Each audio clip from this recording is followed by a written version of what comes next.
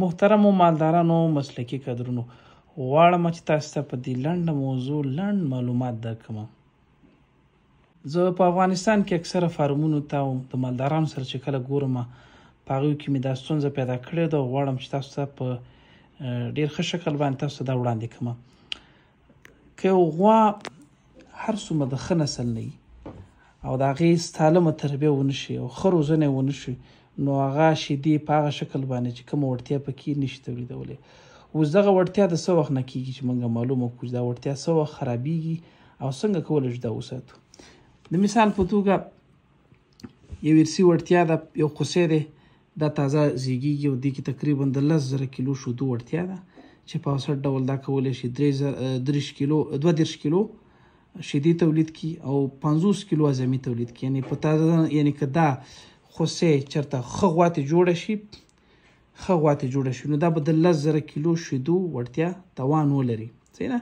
خو که چېرته دغه خوسي ته ورږه په سالم ډول باندې ورنکړل شي، د ده لرې یا هضمي سیستم چې دی دا صحیح پرمختګ ونه کړي، دا په ناروغیو باندې اخته شي، یا مثلا شیدې لږې ورکړي او صحیح تغذیه نه کوي، نو د دې د شیدو دا وړتیا چې کومه ده یا د کومه کپاسیټي یا ارثي وړتیا چې ده دا به څنګه شي، دا به کمه شي. صحیح ده؟ څومره به کمه شي؟ حد اقل په دغه یوه نیمه میاشت کې دا څو ته رارسي؟ 8,000 کیلو ته رارسي. نو په دغه وخت کې که چېرته تاسو دغه 4 شیان په صحیح ډول باندې مدیریت نه کړل، نو 2,000 کیلو شیدې چې دي تاسو به څنګه کوئ؟ په 350 ورځو کې دا د لاسه ورکوئ. اوس که همدغه خوسی چې مثال له 3 میاشتو وروسته ده، که د دې تغذیه تاسو صحیح ونه کړله، مدیریت هم د دې صحیح ونه کړه، واکسیناسیون هم د دې صحیح ونه کړه، تغذیه هم د ده صحیح ونه کړله، امراضو نه بې ووهله او 8-8.5 ګرام وزن یې وانغسته، نو تقریبا دی هم به 2,000 کیلو شیدو توان نور د لاسه ورکوي چې دا راځي څومره؟ 6,000 کیلو ګرامو شیدو ته راځي. نو اوس دلته وګورئ که دغه خوسی چې دې ځای کې 2,000 کیلو شیدې بېللي وو، شپږ د 32 کیلو نه 6 کیلو ته راغله، د 50 کیلو نه 40 کیلو ته راغله. که چېرته په دې مرحله کې تاسو صحیح تغذیه ونه کوئ او صحیح سالم مدیریت یې ونه کوئ، نو دا تقریبا د 8,000 نه څو ته راځي؟ 6,000 ته راځي. نو د ده اوسط د شیدو د 6 نه د مثال په توګه 19 ته راځي او اعظمي تولید د 40 کیلو په ځای څو ته راځي؟ 13 کیلو ته راځي. اوس نو که په دغه وخت کې چې دا د شیدو نه بېله شوله، صحیح ده؟ دا په دغه وخت کې د ده مدیریت دی. د ده نه وروسته چې کله دا غوا دا په غوا باندې بدله شي، 4 میاشتو ته یا 6 میاشتو یا 30 میاشتو ته ورسېږي او دا کله شیدې کوي او په دې کې دغه مسایل رامنځته شي، مثلا د علوفي کیفیت خرابي، په خوره کې مساحت کمي، حیوانات ډېر زیات وي، غوا خوراک چې دی هغه کوالټي خوراک یا کیفیت نه لري، کانسنټریټ یا متراکم ونډه پکې کمه وي، د منرالونو کموالی پکې، د ویټامینونو کموالی پکې، ژوندی وزن چې دی تغییر کوي، کله زیاتېږي کله ډېرېږي. صحیح ده؟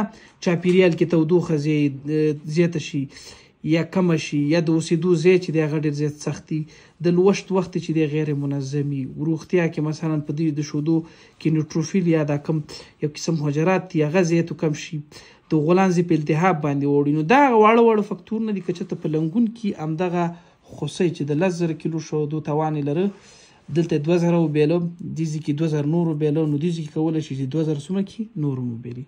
نو دغه غوا چې کله به شیدې کوي دا به څومره کوي؟ 80% د خپل ظرفیت کمې شیدې به کوي دلته.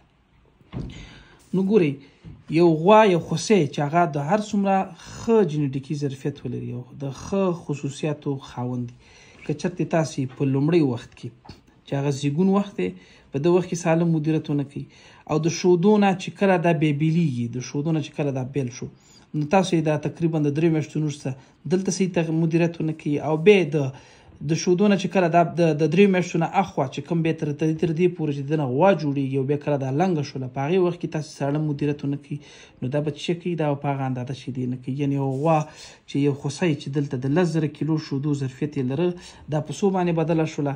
دا په مثلا په 60 کیلو اعظمي تولید. یعنې دلته تاسو څومره شیدې وبېللې؟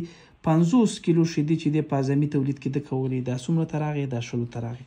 دلته که دغې خوسی که چېرته په سالم مدیریت شوی، ورګۍ سم خوړلې، انتان پکې نه وي، شیدې په کم 8 لیتره د ورځې خوړلې، دلته بیا د هغې نه وروسته منیجمنټ یې صحیح شوی، 8-8.5 ګرام وزن د ورځې اخیستی، او هم دلته بیا د لنګې غوا په مدیریت کې چې دی تاسو سم سالم مدیریت وکړو، نو دغه غوا به څنګه کوي؟ دا به 10,000 کیلو شیدو توان ولري.